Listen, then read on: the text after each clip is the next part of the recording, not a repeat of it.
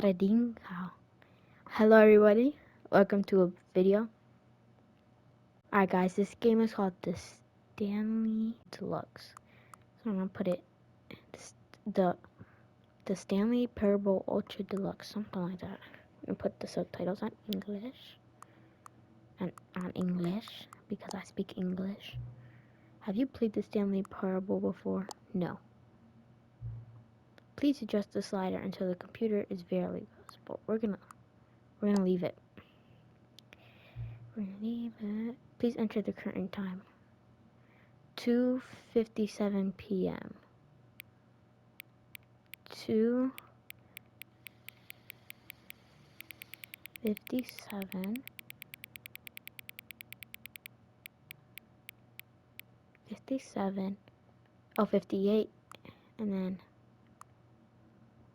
how do you change it? Why is it on AM? It's PM. Maybe if right this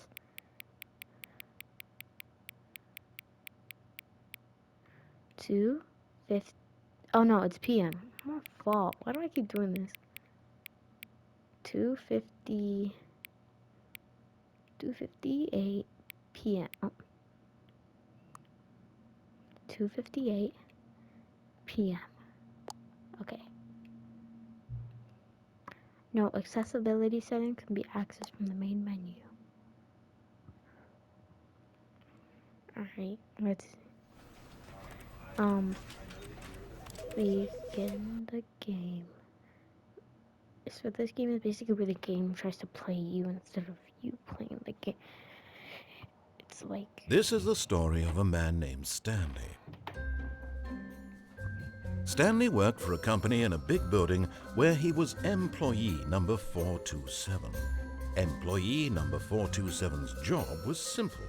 He sat at his desk in room 427 and he pushed buttons on a keyboard.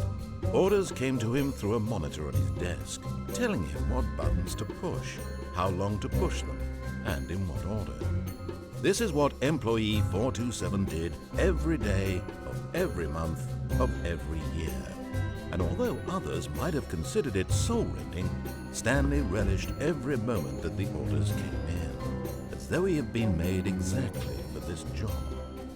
And Stanley was happy. And then one day, something very peculiar happened. Something that would forever change Stanley. Something he would never quite forget. He had been at his desk for nearly an hour when he realized that not one single order had arrived on the monitor for him to follow. No one had showed up to give him instructions, call a meeting, or even say hi. Never in all his years at the company had this happened, this complete isolation. Something was very clearly wrong. Shocked, frozen solid, Stanley found himself unable to move for the longest time. But as he came to his wits and regained his senses, he got up from his desk and stepped out of his office. Oh, I can move. Alright, so basically we're a guy working and no one showed up, so maybe we should explore a little bit. All of his co-workers were gone. What could it mean? Stanley decided to go to the meeting room. Perhaps he had simply missed a memo. The meeting room's... But why is it just white outside? Were we in heaven? Where's the meeting room? Is it... I think it's this. No, that kind of... No, that's not a meeting room. I'm just gonna follow the open doors. When Stanley came to a set of two open doors, he entered the door on his left. Wait, it said that he opened the door on the left. He entered the door on the left. But what if I enter the door on the right? We're just gonna stick to the left. Wait. Can I pause? So basically, I'm getting what this game is saying. It's saying a sort of a man, but you're controlling a second version of him, meaning you can technically change what happened.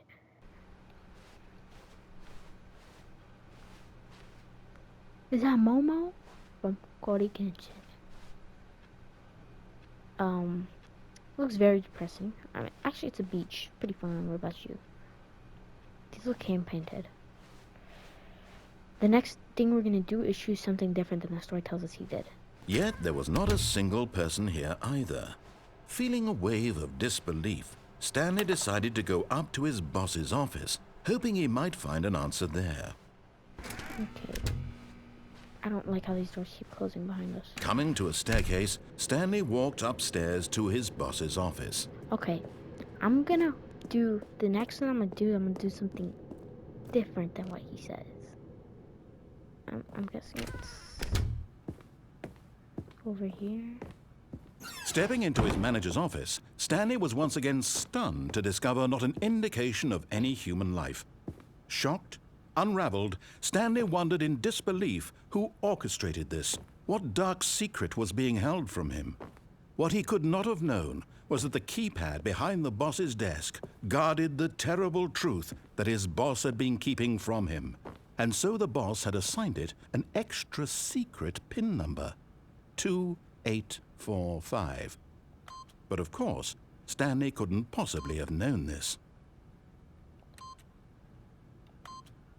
Yet incredibly, by simply pushing random buttons on the keypad, Stanley happened to input the correct code by sheer luck. Amazing. He stepped into the newly opened passageway. Yeah, our boss is holding a dark secret. All our co-workers are just going to be held here. Do I click down or do I go up? Up. I clicked up. Oh no, we're going down.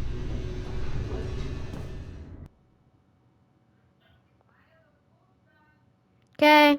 Descending deeper into the building, Stanley realized he felt a... I gotta go eat, guys. So I'm gonna just pause the video and I'll be right back. I'm eating some chicken Alfredo, boss. Alright, guys, I'm back after my lunch. Just ate some chicken Alfredo. peculiar. It was a stirring of emotion in his chest, as though he felt more free to think for himself, to question the nature of his job. Why did he feel this now, when for years it had never occurred to him? This question would not go unanswered for long. I'm pretty sure that elevator just broke. Stanley walked straight ahead through the large door that read Mind Control Facility.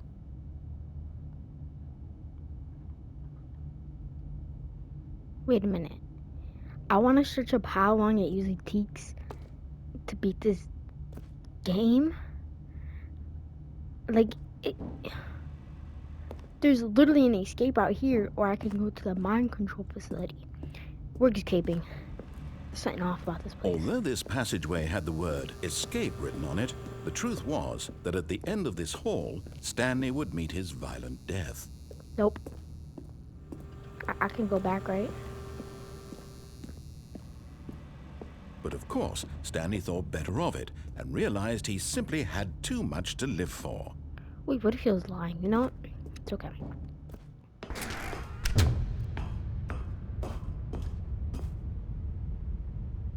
Oh, hell no. They closed the door on me. The lights rose on an enormous room packed with television screens. What horrible secret did this place hold? Stanley thought to himself. Did he have the strength to find out?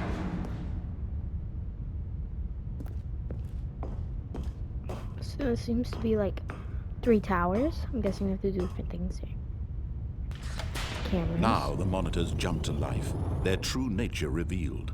Each bore the number of an employee in the building, Stanley's co-workers. The lives of so many individuals reduced to images on a screen, and Stanley, one of them, eternally monitored in this place where freedom meant nothing.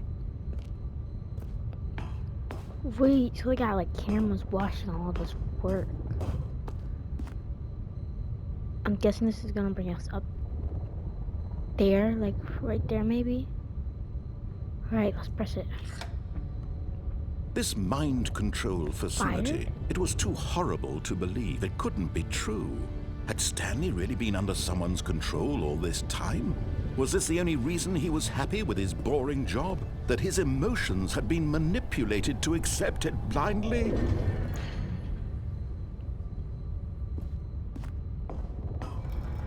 No. He refused to believe it. He couldn't accept it. His own life in someone else's control? Never!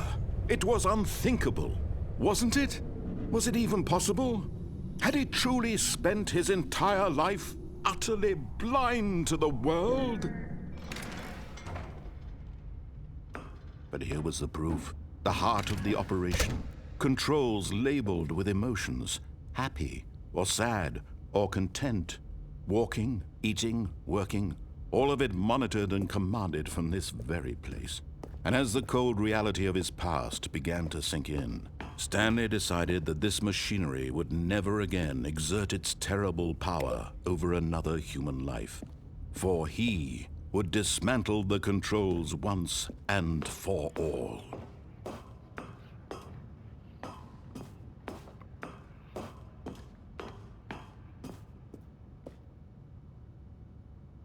Ooh, so now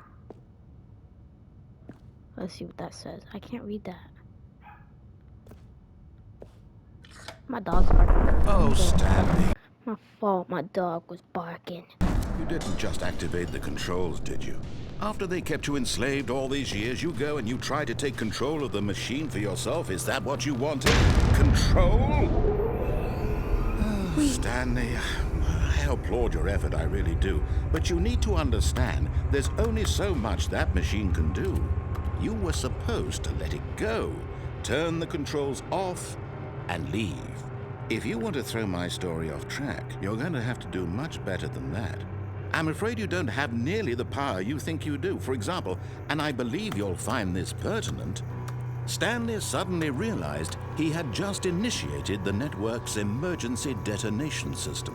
In the event that this machine is activated without proper DNA identification, nuclear detonators are set to explode, eliminating the entire complex. How long until detonation then? Let's say, 2 minutes. Now this is making things a little more fun, isn't it, Stanley? It's your time to shine. You are the star. It's your story now. Shape it to your heart's desires.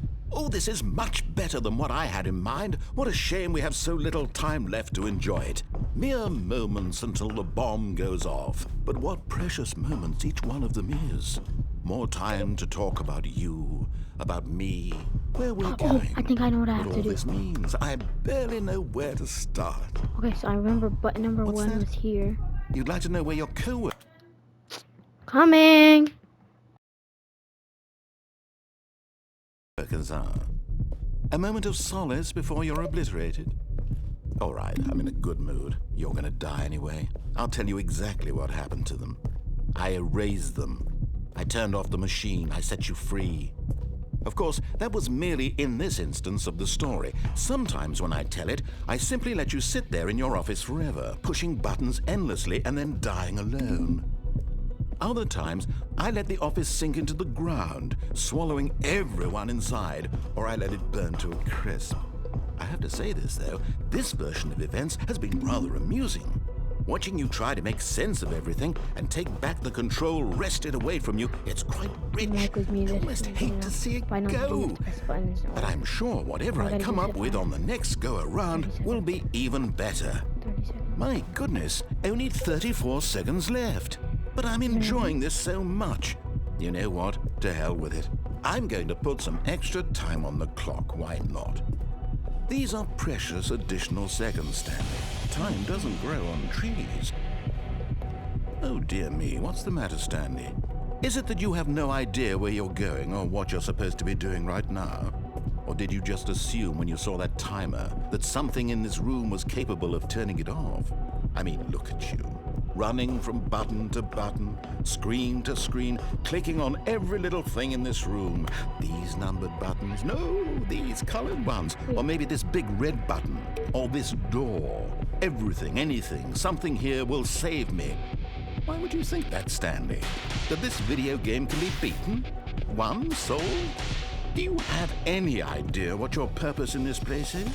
There's 3. Was it 3? Stanley, you're in for quite a disappointment. But here's a spoiler for you. That timer isn't a catalyst to keep the action moving along. It's just seconds ticking away to your death.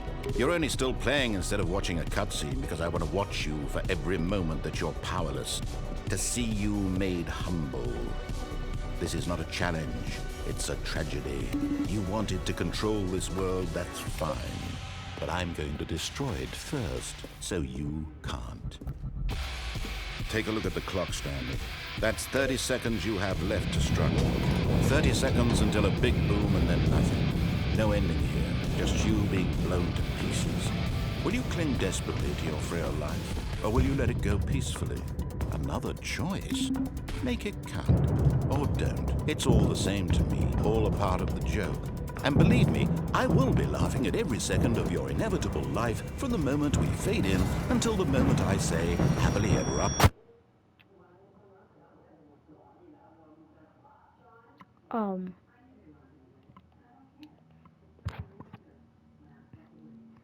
Does it restart me or did it does. Oh shoot, okay. All of his co-workers were gone. What could it mean? Stanley decided to go to the meeting room. Perhaps he had simply missed a memo.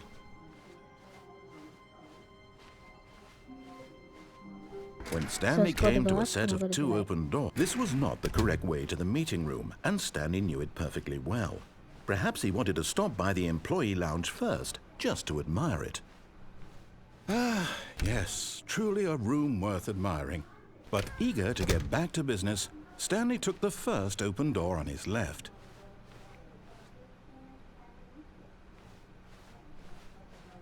Stanley was so bad at following directions, it's incredible he wasn't fired years ago. Look, Stanley, I think perhaps we've gotten off on the wrong foot here.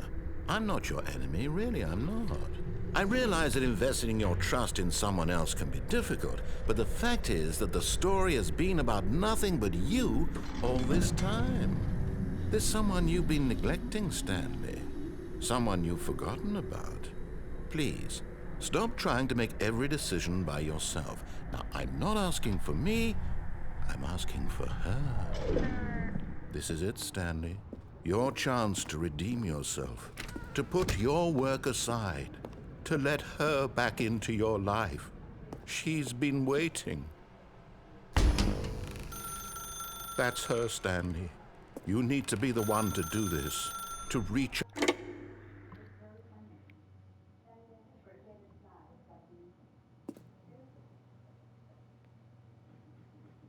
Boy, where am I? Oh, Stanley, is that you? Hold on, sweetie. Sorry to keep you waiting. I'm just pulling the bread out of the oven. All right. Okay, there we go. All right, now, I want you to come in and tell me all about your day. Gotcha! Oh, come on. Did you actually think you had a loving wife who'd want to commit their life to you? I'm trying to make a point here, Stanley. I'm trying to get you to see something. Come inside. Let me show you what's really going on here. This is a very sad story about the death of a man named Stanley. Stanley is quite a boring fellow. He has a job that demands nothing of him, and every button that he pushes is a reminder of the inconsequential nature of his existence. Look at him there, pushing buttons, doing exactly what he's told to do.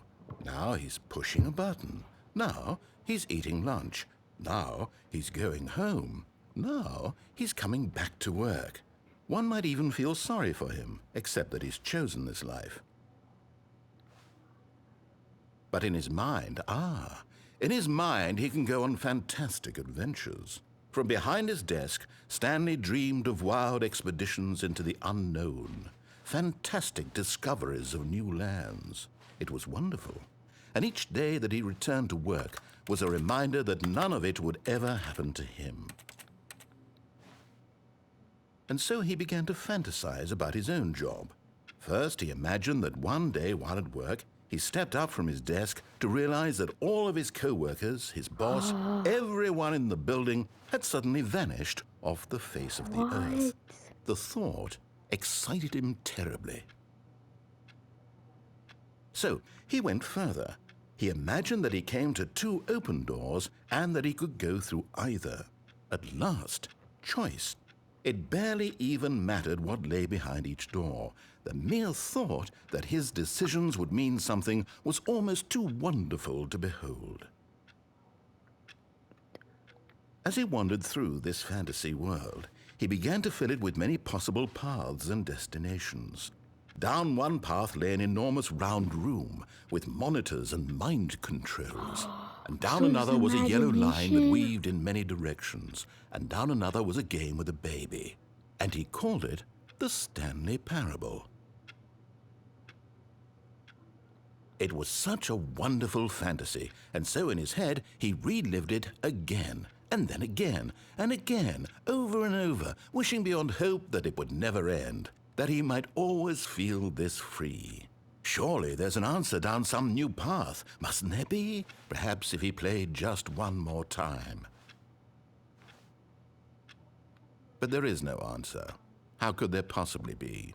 In reality, all he's doing is pushing the same buttons he always has. Nothing has changed.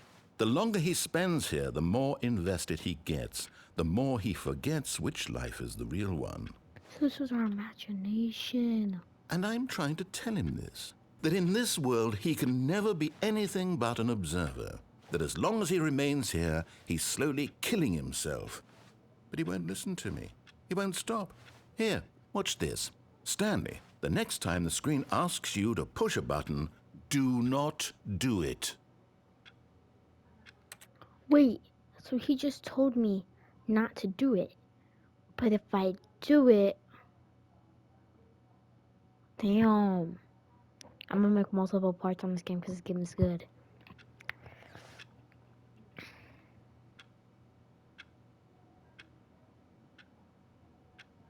He said not...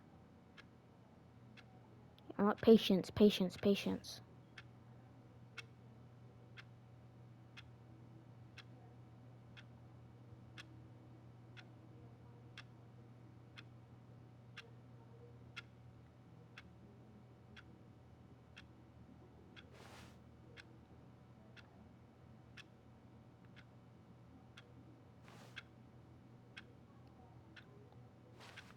Oh, you could crouch this whole time.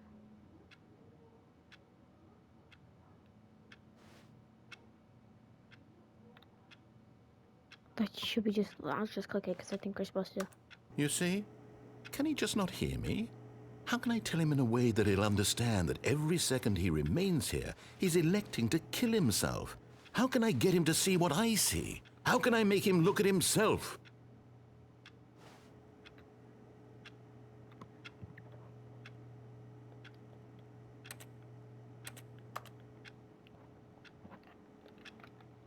I suppose I can't, not in the way I want him to.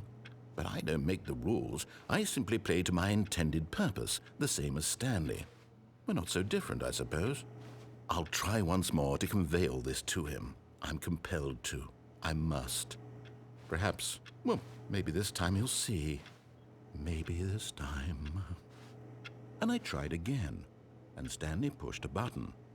And I tried again, and Stanley pushed a button. And I tried.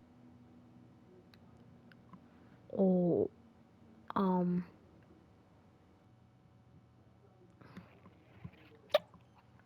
think we're dead, maybe? I said, no. Okay, I know what I'm gonna do this time. All of his co-workers were gone. What could it mean? Stanley decided to go to the meeting room. Perhaps he had simply missed a memo.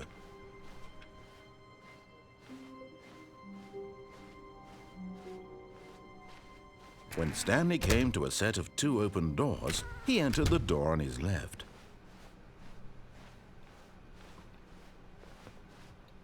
Yet there was not a single person here either. Feeling a wave of disbelief, Stanley decided to go up to his boss's office. Hoping coming to a staircase, Stanley walked upstairs to his boss's office.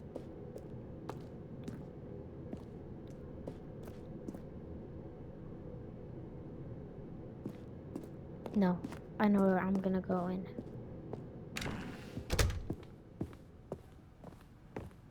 Stepping into his manager's office, Stanley was once again stunned to discover not an indication of any human life. What could it mean? Stanley wondered aloud to nobody. He began wildly tearing through papers on the boss's desk, pulling books off the shelf, looking behind paintings, desperate for clues to his situation. But his attention was caught by a keypad behind the boss's desk. What could its purpose be? In fact, this keypad guarded the terrible secret that lay buried below his feet. And so the boss had assigned it an extra secret PIN number, 2845. But of course, Stanley couldn't possibly have known this. Yet incredibly, by simply pushing random buttons on the keypad, Stanley happened to input the correct code by sheer luck. Amazing. He stepped into the newly opened passageway. So that room that says escape, I'm going on that one. Because I went in there and it said that at the end of the room would be my death. But I don't believe that. I think he's saying that just to make me go back. Stanley walked straight ahead through the large door that read Mind Control Facility. Because last time we went there, we ended up dying. Although this passageway had the word escape written on it, the truth was that at the end of this hall, Stanley would meet his violent death. We're just gonna keep going. The door behind him was not shut. Stanley still had every opportunity to turn around and get back on track. Nope. At this point, Stanley was making a conscious, concerted effort to walk forward and willingly confront his death. Is this actually my death? It was my death.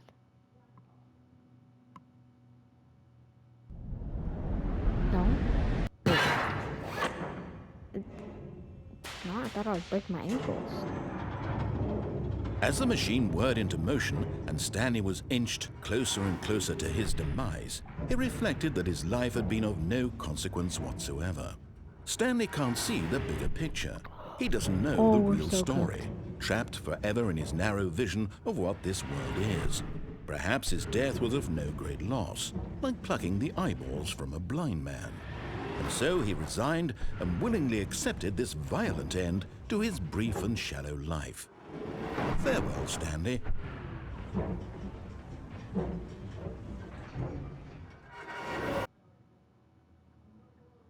"Farewell, Stanley," cried the narrator, as Stanley was led helplessly into the enormous metal jaws. In a single visceral instant, Stanley was obliterated as the machine crushed every bone in his body, killing him instantly.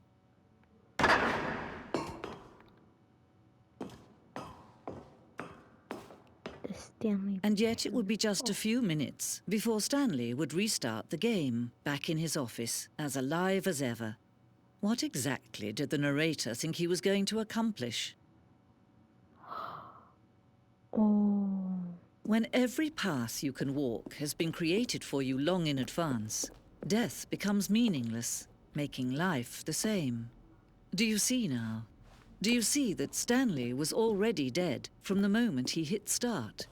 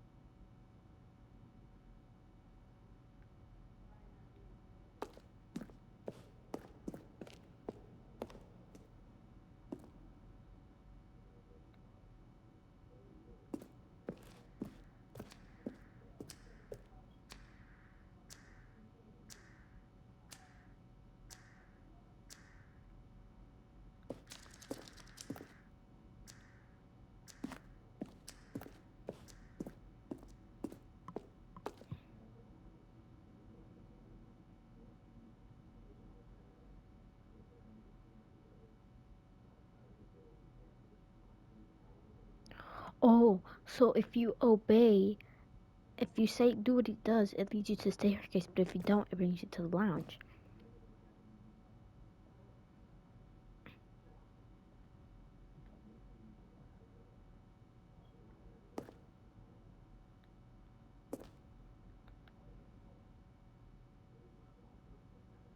The first two doors was important to get right since the players would replay them many times.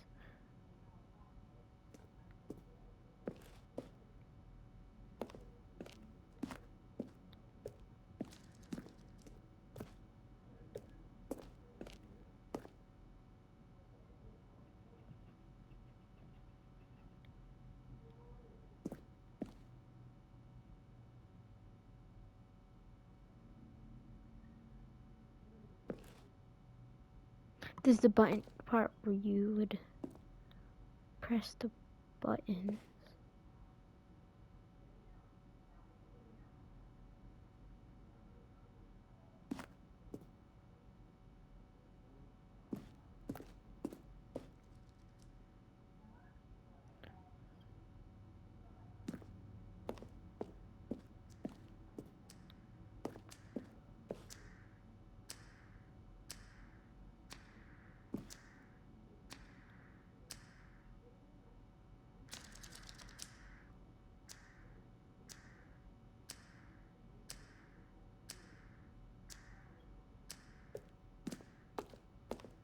This game is good.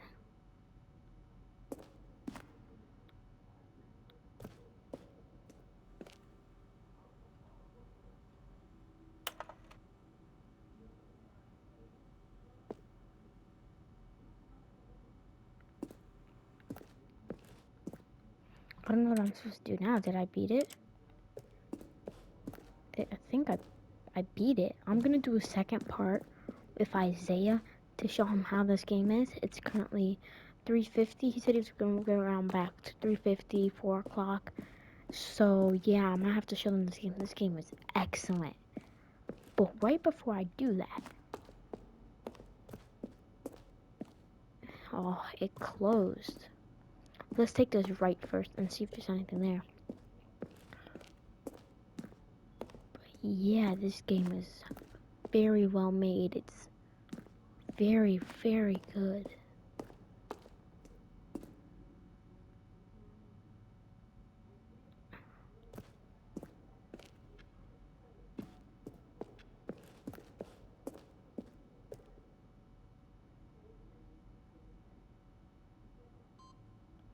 There's a freedom ending. Is there a freedom ending anywhere? We'll have to keep playing. I'm not looking this up.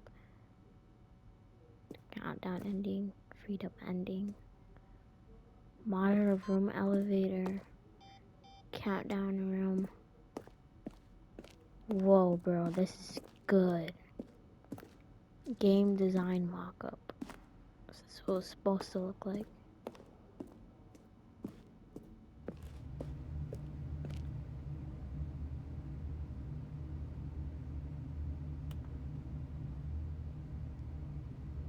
This one was made in 2011. This one's made in 2012. What's the differences? Oh, I see. The two filing, like the filing cabinets. This one's 2013. I think I like this design better. Besides, like, the clutter there, but, like, it's actually good. Alright, guys. Well, that was an amazing game. I highly recommend this. And I'll see you next time.